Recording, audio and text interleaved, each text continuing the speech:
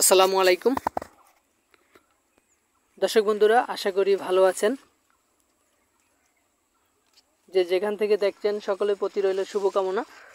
তো আপনারা যারা গরু ছাগল পালন করেন, বিশেষ করে যারা ঘাস নিয়ে চিন্তিত, আজকের ভিডিওটি তাদের জন্য। তো আজকে ঘাস নিয়ে কিছু কথা বলবো। এটা হচ্ছে ইন্দোনেশিয়ান স্মার্ট নেপিয়ার ঘাস।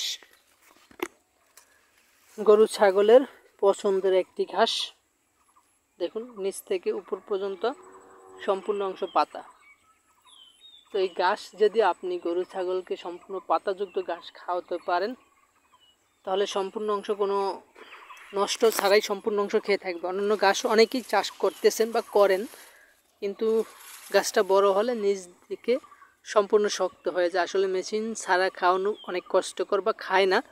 তো সেক্ষেত্রে আপনারা এই ঘাসটা চাষ করতে পারেন। এটা খাটো জাতের একটি ঘাস, কিন্তু সোপায় অনেক বেশি। আমার অন্যান্য ভিডিওতে দেখিয়েছি যে 60 থেকে 90টি পর্যন্ত চারা হয়ে থাকে এক একটি ঘাসে।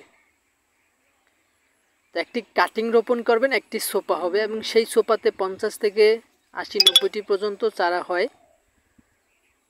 তো প্রতি শতাংশে 120 পিসের মতো করে চারার প্রয়োজন হয়ে থাকে। তো দর্শক, আপনাদের যদি কাটিংয়ের প্রয়োজন হয়, অবশ্যই স্ক্রিনে দেওয়া নাম্বারে যোগাযোগ করলে আমাদের কাছ থেকে এই ঘাসের কাটিংগুলো সংগ্রহ করতে পারবেন। আমরা সারা বাংলাদেশের যে কোনো জেলা এবং উপজেলায় অথবা হোম ডেলিভারি নিতে পারবেন।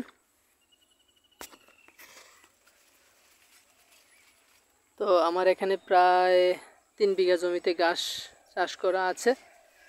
আমাদের ঠিকানা হচ্ছে শরীয়তপুর জেলা, গোসাইরহাট থানা। তো দর্শক, এরকম ভালো এবং উন্নত মানের ঘাস অবশ্যই উঁচা জমিতে চাষ করতে হবে। নিচা জলাবদ্ধ জমিতে চাষ করলে ঘাসটি মারা যাবে। তো অবশ্যই উঁচা জমি নির্বাচন করবেন। তারপর জমিটি 2 থেকে 3টি চাষ দিবেন। তারপর কাটিংটা মাটির ভিতরে রোপণ করে দিবেন শোয়া। তাহলে দেখবেন 1 সপ্তাহের ভিতরে প্রতিটা গাছ থেকে চারা বের হচ্ছে। তো দর্শক, আজকে এ পর্যন্তই। সকলে ভালো থাকবেন। আল্লাহ হাফেজ।